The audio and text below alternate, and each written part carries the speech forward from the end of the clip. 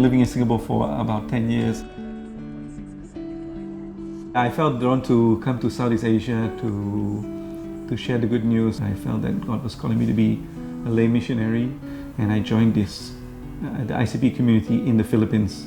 We were in Manila, but mostly worked with the poor, and that's also where I met my wife. My wife is from Singapore, so she was a missionary in the Philippines for about 4 years. Eventually we decided to move to Singapore. He was born in the city of Amsterdam, but grew up in a very small village in the center of the country.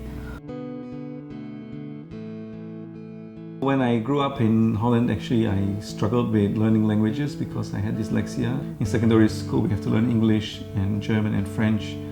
That was quite a disaster. I think I was always the worst of the class. I failed my English. My first encounter with Singaporeans.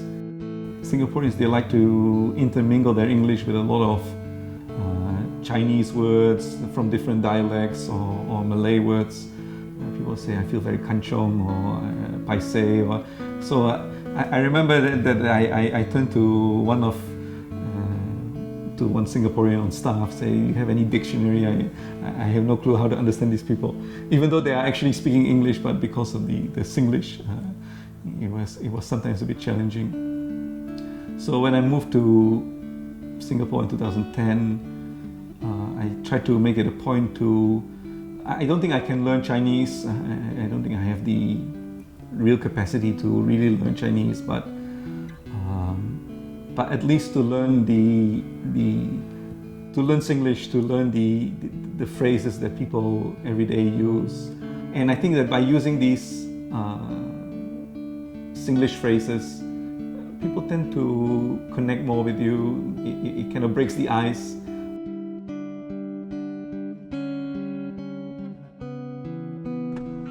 I think my kids are still coming a little bit to grasp with the idea of what it means to be of a certain race and what language means. So they still tend to identify race with language. So my kids sometimes tend to say they are English because their main language is English. It's the language you speak in the house among each other. Then they do understand that they are also Chinese. They are aware that their father is Dutch. They're just discovering it. Before I left Holland to go to the Philippines to do a mission, there was a season where I went to a bit of a depression. When I moved to Singapore, it was initially the community that my wife belonged to, which is the Mustard Seed community in the parish of SFX, that kind of became my first home. As we started to meet together, the desire came to start a companions community here in Singapore. And so we started to form this ICP community here in Singapore.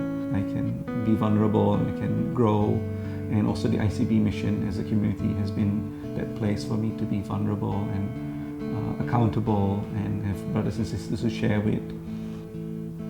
I think in community life, I learned the value of being open about sharing your life, being vulnerable,